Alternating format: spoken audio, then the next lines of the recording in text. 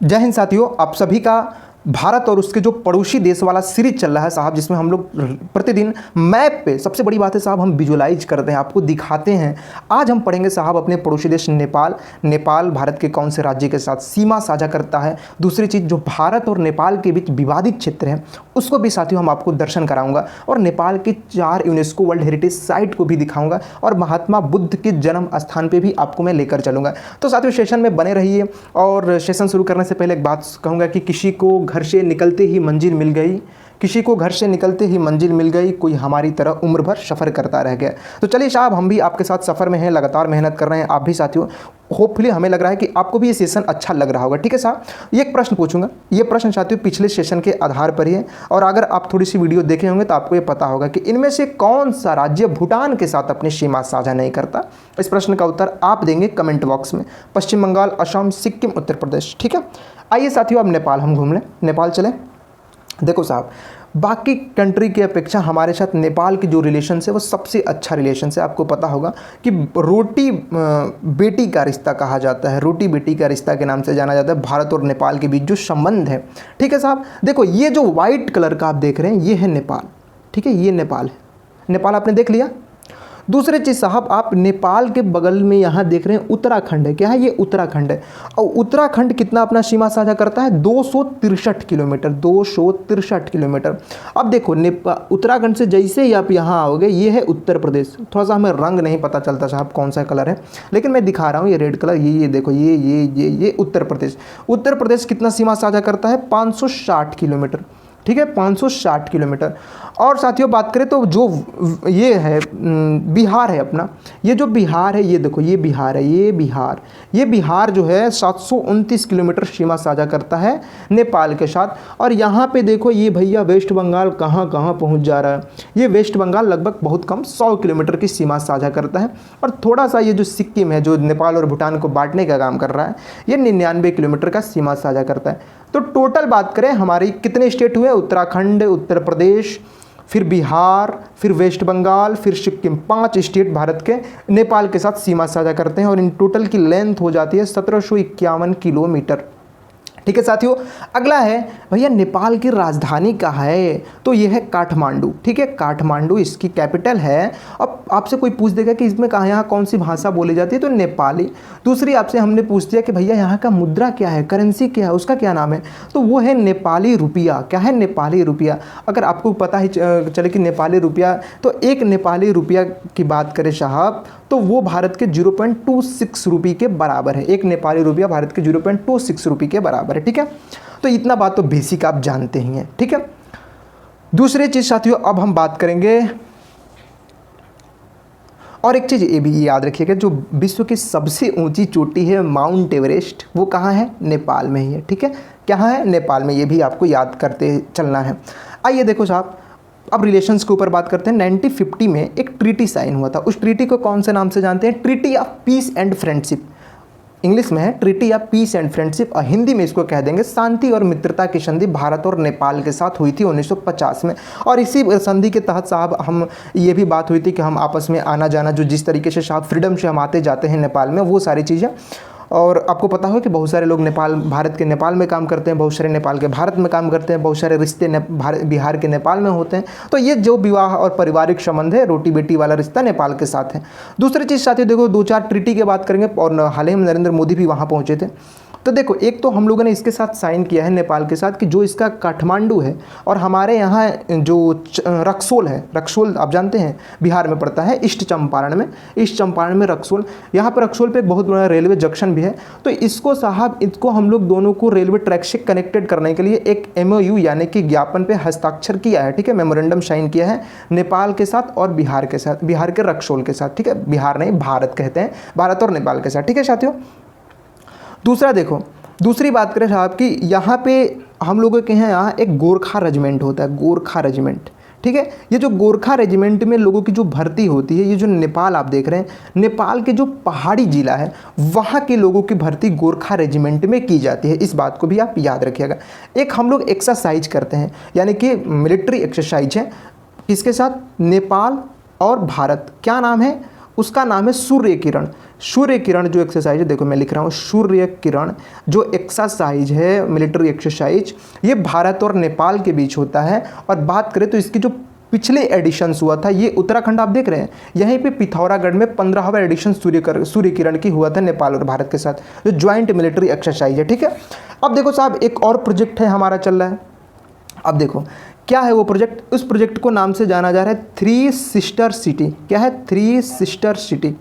Three sister city मतलब तीन शहर, तीन बहन शहर के रूप में साहब एक समझौता है। जैसे देखो यहाँ काठमांडू है, काठमांडू नेपाल का काठमांडू, अब भारत का वाराणसी, उत्तर प्रदेश में वाराणसी है, इसको कनेक्टेड करने के लिए। फिर लुम्बिनी जहाँ पे बौद्ध भगवान बुद्ध का जन्म हुआ, यहाँ पे बोध गया ज्ञान प्राप्ति वाला स्थान को, इसको कनेक्टेड करने के लिए। और जनकपुर जो नेपाल में है और अयोध्या यहाँ उत्तर प्रदेश में है, इन तीनों को कनेक्टेड करने के लिए, आपस में जोड़ने के लिए एक समझौता हुआ है, उस पर भारत और नेपाल ने हस्ताक्षर किया है। तो आपसे पूछ सकता है कौन कौन सिटी है? काठमांडू वाराणसी, लुम्बिनी बोध गया, जनकपुर अयोध्या। पिछले साल यूपीटीपीएससी पेट में नेपाल से क्वेश्चन आया था।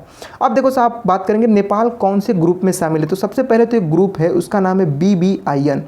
BBIN Bangladesh Bhutan India Nepal, Bangladesh Bhutan India Nepal.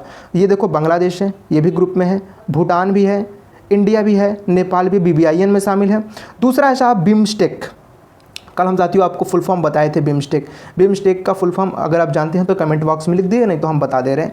देखो bay of Bengal initiative for multi sectoral technical and economic cooperation, इसमें टोटल 7 देश हैं। 7 देश India, Nepal, Bhutan, Myanmar, Bangladesh, Sri Lanka, Thailand, उसमें नेपाल भी शामिल है। तो BBIN बिम्स्टेक में शामिल है। दूसरा जो नेम है शायद जिसे गुट निरपेक्ष आंदोलन कहते हैं, शायद 1954 में इसकी स्थापना हुई थी, जहाँ तक मैं सही हूँ साहब, आप देख लीजिएगा कंफर्म करने के लिए। तो नेम में भी शामिल है नेपाल। और दूसरा है साथियों सार्क। ठीक है, सार्क में भी नेपाल शामिल है, जो दक्षिण है साउथ एशियन कंट्री का जो ग्रुप है। तो देखो साहब कौन कौन से हो गए, बिम्स्टेक, नेम, सार्क, BBIN में नेपाल शामिल है, इस बात को आप याद रखो। अब आइए साहब हम अपने विवाद की तरफ बढ़ते हैं, जो विवाद चल रहा है हमारी और नेपाल के बीच। देखो 2019 में क्या हुआ कि नेपाल ने एक नया मानचित्र जारी कर दिया। और नया मानचित्र में जारी करके इसने क्या किया कि देखो उत्तराखंड है, ये नेपाल है। अब देखिए हमारा और जो नेपाल है, इसकी जो सीमा है 1816 में ब्रिटिश जो थे उस समय, अंग्रेज जो लोग थे, इन्होंने ही सीमा तय किया था। 1947 में अंग्रेज चलेंगे और हमने साथियों जैसे चीज़ें थी वैसे ही माना है। अब इन्होंने 2019 में एक नया बवाल ये किया कि ये क्या किया कि एक नया मानचित्र जारी किया। हालांकि थोड़ी सी चाइना के जब से ये साथ में आए हैं तब से नेपाल की एक्टिविटी थोड़ी सी बढ़ी है इन सारी चीज़ों में।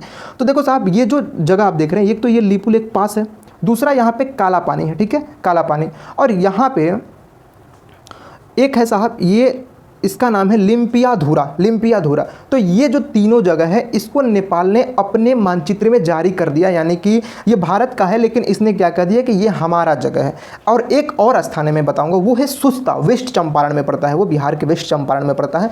इन सभी स्थानों को उसने क्या कर दिया कि अपने मानचित्र में जारी कर दिया। अब भारत के लिए यही साहब एक डिस्प्यूटेड वाले, हालांकि उसके बाद बातचीत हुई, मामला ठीक है, कोई दिक्कत नहीं है।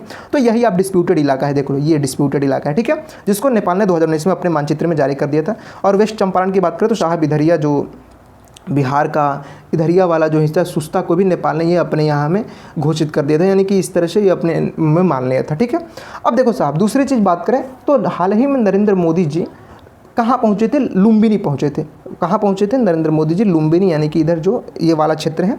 और यहाँ पे नरेंद्र मोदी जी गए थे 16 मई 2022 को बुद्ध पूर्णिमा के दिन। और यहाँ पे लुम्बिनी में आपको पता होगा कि बुद्ध का जन्म स्थान है यह।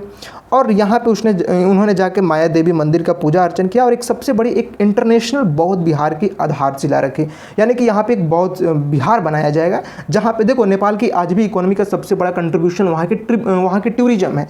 तो लोग वहाँ पे आएंगे और वहाँ पे रहेंगे, बहुत सारी चीज़ें सीखेंगे, तमाम तरह की एक्टिविटीज। तो वहाँ पे एक साथियों बौद्ध विहार की आधारशिला रखे नरेंद्र मोदी जी ने, अभी बौद्ध पूर्णिमा के अवसर पे गए थे। इस बात को आप याद रखिएगा। लुम्बिनी यात्रा हुआ था इसी साल, इस करंट की साहब ये चीज़ें हैं, याद रखिएगा।